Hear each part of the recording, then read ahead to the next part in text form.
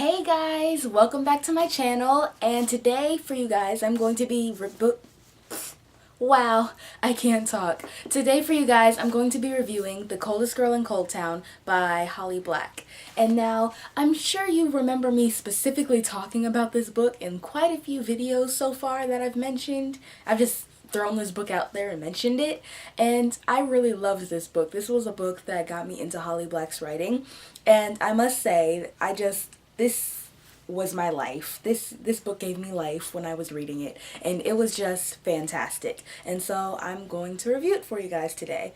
And to get started, I'm going to talk about the main plot line.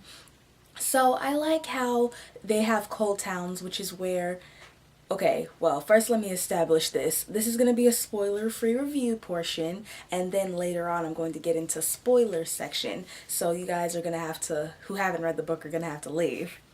Yeah. Anyway, so on with the spoiler-free review section. So basically the book is about this girl, and her name is Tana, and she lives in a world where there are vampires, but there are cult towns that contain the vampires. But not all of the vampires are in cult towns, but there are such a thing as bounty hunters who hunt down vampires who are just not doing good things, or just vampires in general, and they take them to these cold towns so they stay there forever. And humans go to cold towns seeing video feeds and tweets and things like that on the internet, thinking that cold towns are okay, it's fun, it's awesome, it's a party all the time. But they go and then they realize that it's not so pretty as they thought it would be, because all they see is the glamour, the spotlight, all the vampire parties and things like that, as if nothing else that's horrible goes on there, which it does. But basically that's the main plot line, and it's this girl. Well, also there's this thing, like, you can get tokens for turning in a vampire to get out of a cold town. So if you ever get thrown into one, or if you go into one yourself by choice, you can have a way to get out. And that's going to come into play in this novel with our main character Tana. And so let me explain. So Tana, she has kind of a rough past. She's our 17-year-old protagonist, and she has kind of a rough past with, like, her mother and her family in general. It wasn't very good, and she's not really fond of vampires. And it starts off with her waking up in a bathtub at a party she was at that previous night, and everybody is dead. She goes around the house and just everybody, they're dead. And then, like, there are these vampires who are still in the house, but it's daylight, and so she has to try to escape. And then she finds her ex-boyfriend there, and he's just like, oh, hey, Tana. Well, not really as casual as I made it out to be, but he's just kind of there when she's trying to make an escape. Like, she hears a noise and it turns out to be him, and then that's when we get into that. And then this other character who I'm going to talk about, who is just that character. But anyway, now I'm going to go a little bit deeper into this. So basically, Tana, that's basically the main thing with this book.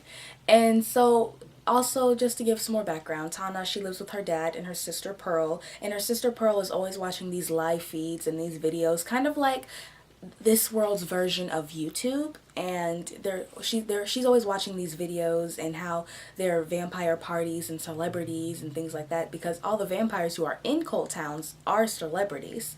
And so basically, like, Pearl thinks it's just this perfect place, and she thinks it's amazing and stuff like that, like most people do. But Tana, she doesn't really care personally. She thinks she doesn't like vampires, and she thinks this is just bad. And also, another thing that intrigued me with this world is how they actually have they keep garlic on their windows and on their doors and their houses to protect themselves. And I'm just like, oh my gosh, what is this? It reminded me of, like, some type of Romanian ancient medieval times type thing, but it was modern times, and they were doing that to keep vampires out who just happen to be strays that aren't in cold towns. And yeah, that's basically it for the spoilery free review. And now I'm going to get into the spoiler section. So, bye! See you guys later. Who haven't read the book, come back, join us later. Bye! Okay, so let's get into this spoiler section. First of all, Gabriel. Gabriel is amazing. He is hot. Let's get on with that. I'm just going to get that out the way, because when I was reading this book, I had the most epic fangirling thing going on ever, and I just love him as a character. He was great. And then I loved his relationship with Tana. They were just like, they were my first OTP. I was just like, please let this happen, please let this happen. And by the end, when he came to see her when she was locking herself up because she thinks she's still sick, or I guess she is still sick, and he's all like, oh well, I'm still gonna stay with you no matter how much you scream, cry, and beg me to let you out. And I'm just like, oh my gosh, that is so sweet. Oh my gosh, in his own way. He's kind of a cryptic vampire, but you know, he's awesome. And also, let's get into this. When Pearl went into the Coldtown looking for her sister, I was just like, ugh, why? Why would you do that? And so Tana had to give up her token for freedom, her only chance of getting out of the Coldtown, to her sister, because she didn't want her sister to stay there forever. And yes, it was noble, but come on, why? Why would her sister do that? And that just killed me, because I'm like, Tana's gonna be stuck there. There's probably no way she's ever gonna escape out of there just by escaping, unless somebody buys her way out. But oh my god, that had me like, ah. And then another thing I love about Tana is how she is a super whip smart character. She can think her way out of any of the most crazy scenarios. Like, remember in the beginning when she was stuck in a room with Aiden, and it was like this empty room, there was like a mattress, and he was bitten, and he was getting hungry, and he was gonna eat her if she didn't hurry up and think of something. And so she literally scaled the wall, a plain wall with just wallpaper, and she did something. I don't know how she scaled it. She scaled the wall, and then she jumps on the chandelier swing, shimmies up that, and gets on the roof in the attic, and she escapes out of the house. And I'm just like, oh my gosh, you are super smart. Because most people in that situation would be panicking or freaking out, but she was like, nope, not today. I'm not gonna die today. I'm not gonna turn into a vampire today. I'm gonna do this and go about my business. And I was just like, wow, I just love her character. I love how she's so whip smart, and kind of like how in the house, back when she first met Gabriel and she saw that Aiden was turned, and my favorite quote from Tana out this book is, do you need rescuing? And that's what she said to Gabriel. And I'm just like, wow, oh my gosh.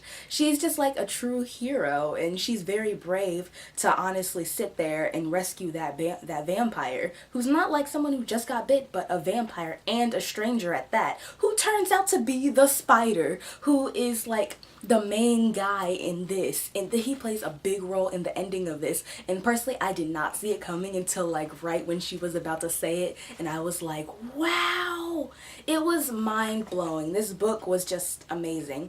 And an aspect that I really liked that Holly Black did, I liked how she put the actual real life realism into this story, like how everybody's always on Facebook and they like to tweet, and there's YouTube and just live feeds, things like that. I love how Holly Black incorporated that into her story, because now it's just like, wow, you did all of this, and it's so realistic, because that's how people live. We live on our technology, and without it, we're just kind of like, what? Like, you don't know what to do without your technology. And the fact that she incorporated this into her story is just, wow. I really like how she did that, because not a lot of people do that in their stories. And honestly, I think this is one of the most unique books I have ever read. I've never read anything like it, and I don't think I ever will read anything like it. And I don't think any vampire book can ever come to surpass this. I'm talking to you, Twilight. No. This was just my cup of tea. I literally want this on a t-shirt and a poster and a mug, and I want like a picture. I want this to be a movie. I want this to be a movie, and I want all the characters to be I said awesomely. How about this? I want all the characters to be awesomely handpicked by me, because like, I don't think I've seen anybody on booktube who raves about this book as much as I do. And personally, when it comes to this book, I think that like the way it went, the whole storyline really, and the pacing was pretty fast paced. Like, it didn't really die down much. Like the main part it really died down at was when they were traveling to the Coldtown, and it was just the road trip portion, and she ran into those twins. I forgot their names, but whatever. And she ran into those twins who wanted to go to the Coldtown to be vampires, and then they backstabbed them, and I'm just like, whoa, what is going on? And it was just fantastic. This book gave me life. I rated this 5 out of 5 stars on Goodreads. And this is my review here. I didn't post one on Goodreads, but I probably will. Not sure when. It'll be super long if I do though, because this book is just, oh my gosh. If you haven't read this, you really need to check it out, because just do it. Just do it. I'm telling you now. Just do it. Honestly, there's nothing else like this, and honestly, I don't think anybody out there and whoever writes anything will write anything as unique as this with vampires. So if you're looking for a vampire story that isn't as bad as Twilight, or just any vampire book that you don't want to suck, read this, because you will love this, and you'll love the characters, you'll feel for the characters. And let me talk about the part where Aiden, at the end, he found Pearl and brought her back to Tana, and I was just like, oh, so he's not bad after all. And I just loved it. And then the whole scene when Gabriel came back for her, when she was locking herself up, and then this one guy, I forgot his name, he was the one guy who Tana ran into when she first got into the Coldtown and she escaped that room with the chandelier wall scaling thing. And then the whole background story with him and his mom, how she became a vampire, and how that was drama between the two of them. And then there's also the part where we get background of Gabriel's life story, of how he became a vampire, what he went through as a vampire. And even though it was just a few chapters of that, I feel that made the book so much more better, because he wasn't as mysterious. He was mysterious for a long time, but once you get deeper into the book, you learn about him, and when you learn about him, you learn to feel for him more, and it makes the story much more amazing and like personal when you read it. And so overall, this is my book review for The Coldest Girl in Coldtown. I hope you guys go read it, because you need to. And I'll talk to you guys later in my next video. Bye!